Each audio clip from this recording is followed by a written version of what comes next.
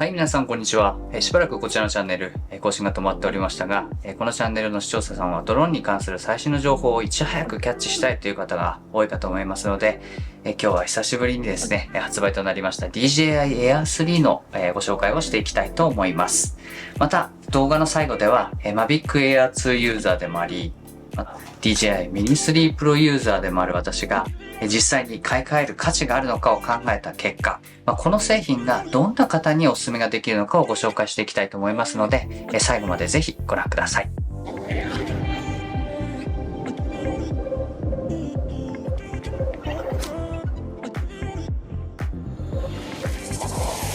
ということで、今日は7月25日の夜発売されました DJI Air 3のご紹介です。それではまず DJI Air 3の概要を見ていきましょう。DJI Air 3は広角カメラ3倍ズームを搭載し、飛行時間はなんと46分。全方向障害物検知が搭載されたことにより、ドローンが初めての方でも安心して飛行のできる、ただ一つの Air シリーズのハイアマチュア向けドローンとなっています。また、新型データ転送規格を搭載したプロポと呼ばれるコントローラーが同時に発売されたことにより、鮮明に安定した映像をドローンからコントローラーに飛ばすことができます。動画の画質は 4K60fps、HDR 撮影も可能となっていますので、このように明暗度の高いシチュエーションでも非常に美しい映像を記録してくれます。機体には2つのカメラが搭載され、風景に最適な 24mm の広角カメラと、3倍ズームが可能な 70mm の中望遠カメラを搭載しています。これまでの Air シリーズはカメラが1つだけでしたので、この点最上位機種の Mavic 3 Pro に迫る勢いのカメラを搭載されています。ではカメラ性能をより具体的に見ていきましょう。まずは 24mm レンズから。このレンズはですね F1.7 の絞りとなっていますので、暗がりの映像でも非常にクリアに明るく撮影をしてくれます。また F1.7 のレンズは DJI Mini 3 Pro、Mini 3にも搭載されていますので、Mini 3 Pro のユーザーの方でしたらこの恩恵が大きいのはすでにご存知かと思います。そして 70mm の望遠レンズ。こちらのレンズは F2.8 となっています。光学ズームが最大で3倍となっていますので、実質 210mm までのズームが可能となります。Mavic 3に搭載されていた光学ズームのレンズは F4.4 と、若干暗めのレンズでしたが、今回 DJI Air 3に搭載されているレンズは F2.8 で比較的明るく、さらに D-Log-M というですね、ログの規格にも対応していますので、この写りに関しても非常に期待できるのではないかと思います。そして、バッテリーの進化。一つのバッテリーでなんと46分の飛行ができるとは驚きなんですけれども、充電ハブにも新しい革新的な機能が搭載されました。終電機能というボタンを押すだけで、複数のバッテリーから残量が最も多いバッテリーに電力を移動することができるという機能です。ドローンを飛ばす方にとってはこのバッテリー不足の問題というのによく遭遇するかと思いますが、既存のバッテリーを利用して最も短い時間で充電を行って次のフライトまで失われる時間を最小限に抑えてくれるというこの機能は本当に素晴らしいなというふうに思います。それではここから今回発売された DJI Air 3と全モデル DJI Air 2S との比較を行っていきましょう。まずは飛行時間から。Air 2S は飛行時間最大31分に対し、なんと Air 3は46分です。非常に長くなっていますので、1.5 倍までいかないけれども 1.25 倍近くのですね、バッテリー、また飛行時間というのを持っています。ので、一つのバッテリーで飛行するのもとっても安心ですね。続いて障害物検知機能。DJI Air 2S は前後、そして上下にですね、障害物検知があったのに対して、Air 3というのはさらに左右にもですね、障害物検知機能がついています。ドローンを始められたばかりの方はですね、結構この障害物検知機能が横についてなくて、木にぶつかってしまったりだとか、山に突っ込んでしまったりだとか、そういった経験を持っている方もいらっしゃるかもしれません。この DJI Air 3は全方向障害物検知がついていますので、そういった心配もなく安全に飛行することができます。続いてカメラのレンズの比較を行いましょう。Air 3はですね、1.3分の1インチ 24mm f1.7 のレンズを搭載しています。続いて Air2S なんですが、1インチ f2.8 22mm のレンズを搭載しています。この点私が非常に気になっているのがですね、全モデルの Air2S の方が、このセンサーサイズと呼ばれる1インチの部分ですね。ここが大きくて、Air3 ではそこが若干小さくなっているというところです。このセンサーサイズはですね、一般的に映像の画質を左右するものとされていますので、ここが大きければ大きいほど、より美しく鮮明で、かつ暗所でも強い性能を持っているというふうに言われているんですが、ここが若干小さくなっているというところがどうなのか。この点が非常にですね、私が気になっているポイントの一つです。ただ、Air3 に関しては、レンズ 24mm のレンズがですね、f1.7 になっていることで、すでに明るいレンズを持っていますので、この点で暗所への強さっていうので、カバーされるのかなというふうに思っています。そして撮影モードについて。前回の Air2S では D-Log に対応しました。この D-Log というのは、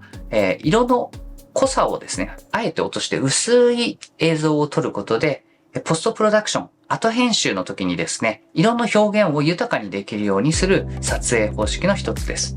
この D-Log というものにですね、以前の DJI Air2S では対応していましたが、今回もこの DJI Air3 でも同じようにこの D-Log に対応することができています。さらに Air3 では今まで 4K60fps、つまり1秒間に60枚の映像を撮るという方式だったものが、今回は 100fps、1秒間に100枚の映像を撮るっていう撮影方式になりました。これによりスローモーションの撮影というのが、さらにスムーズに行うことができますので、映像表現の幅がとても大きく広がっていくというところですね。また、アドバンスト RTH 機能を使うとですね、最適な飛行ルートを自動で計画し、この移動中障害物検知センサーを使ってですね、ホームポイントまで素早く安全に戻ることができます。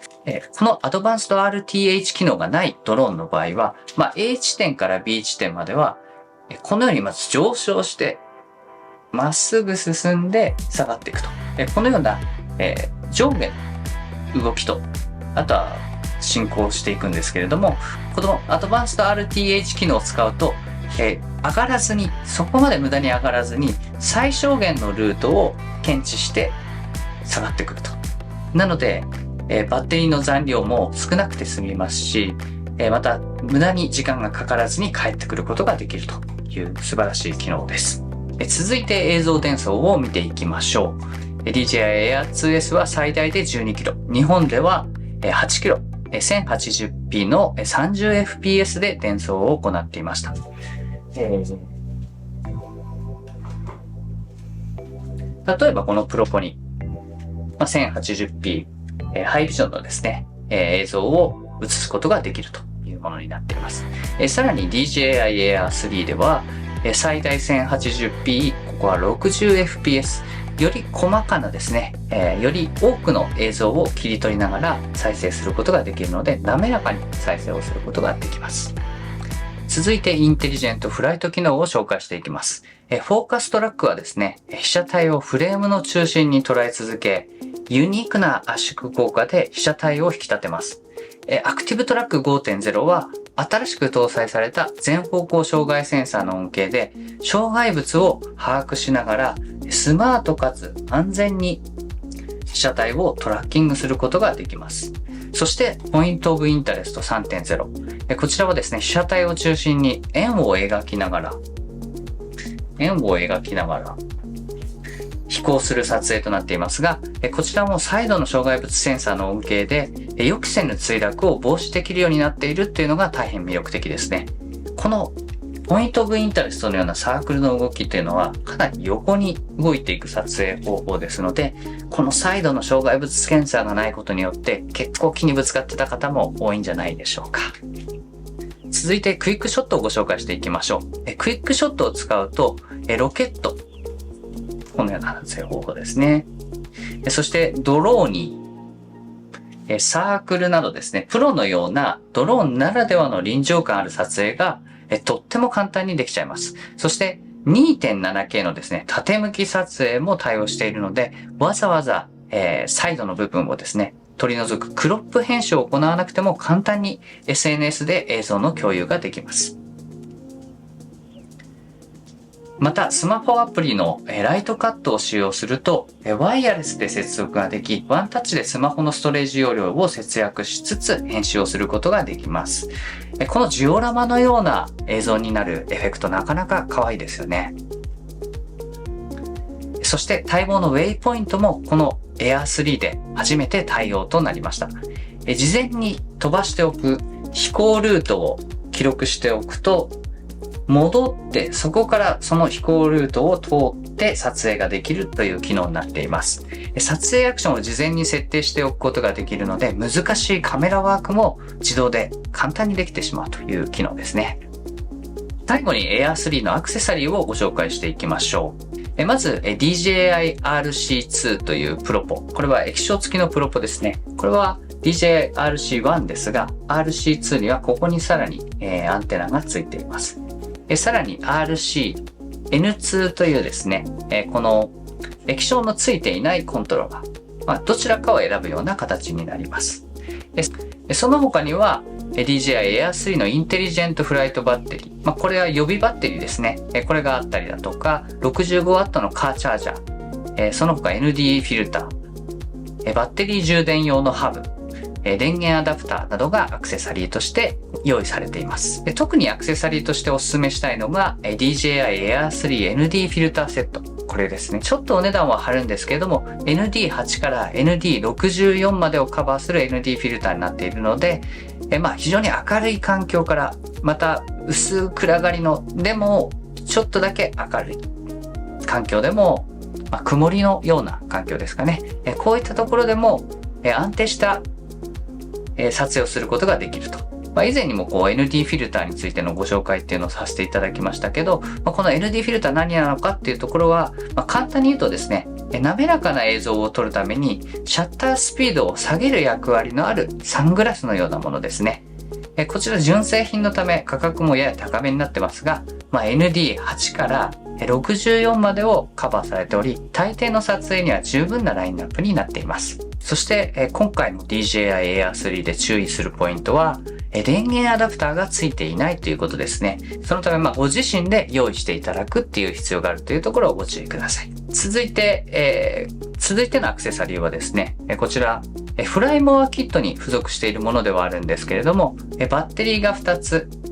充電器が1つ、予備のプロペラが2つ付いていますので、このバッテリーの充電器を使うと、先ほどもご紹介した終電機能ですね。A、B、C とバッテリーがある中で、B が 75%、例えば A が 25%、C が 35% という風になっている状況の中で、B のバッテリー残量が一番多いので、この 75% を充電するのが、フル充電にするのが一番早くなると思います。なので、そのバッテリーのエネルギーを B に集約するということができるハブ。これがですね、DJI Air 3バッテリー充電ハブです。こちらもですね、フライモアキットの方に付属しているので、フライモアキットは結構お得なんじゃないかなというふうに思います。はい。ということで、いかがでしたでしょうか？本日、DJI Air 3をご紹介していきました。いやー、どうでしょうね。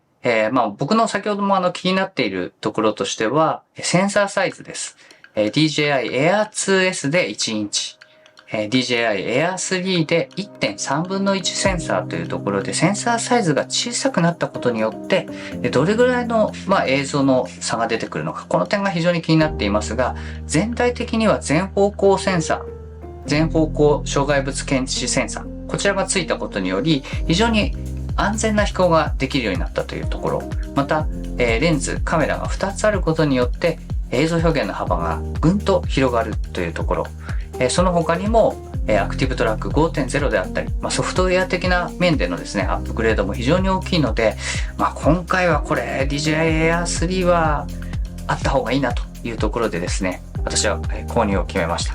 なので、次の動画ではこの DJI Air 3を使ってですね、実際に飛行をしていきたいと思いますし、僕が今気になっているこの映像の美しさっていうのはどの程度のものなのかっていうのを合わせて検証していきたいと思いますので、ぜひ、まだチャンネル登録されていない方はですね、こちらのチャンネル登録していただいて、次の動画をすぐに見逃さずにご覧いただければというふうに思います。また、このドローンをおすすめする方はですね、一番最初にドローンを始める方で、ご予算がある程度ある方はすごくいいと思いますし、一方でまずちょっと飛ばしたいななんていう方は、DJI Mini 3であったり、Mini 3 Pro のような小型なドローンからちょっと挑戦してみて、さらに実際に映像の作品を作っていくであるとか、クライアントワークを行っていくような方は、この DJI Air 3にアップグレードしていくというような方がいいんではないかなというふうに思ってます。また僕のようにね、DJI Air 2を持っている方、この方にとっても、本当センサーの数も増えますし、映像も綺麗になりますし、バッテリーの容量も非常に大きくなるので、とても大きなアップグレードになっていくんじゃないかなというふうに思います。ぜひ購入を検討してみてください。ということで、本日はですね、この DJI Air 3をご紹介してきました。皆さんからのですね、ご質問、コメントというのも、引き続き、募集しております。何か聞きたいことやコメントなどありましたらですね、遠慮なく、こちらのコメント欄までお気軽にお寄せください。ほぼ 100% ですね、いただいているコメントというのは、僕の方で確認させていただいて、回答させていただいておりますので、興味ある方、ちょっとこれはどうなんだろうなんていう方はですね、遠慮なくコメントいただければ嬉しいです。ということで、本日も最後までご覧いただきましてありがとうございました。引き続き、ハーミットクラブライフをどうぞよろしくお願いいたします。それではまた次の動画でお会いしましょう。さよなら。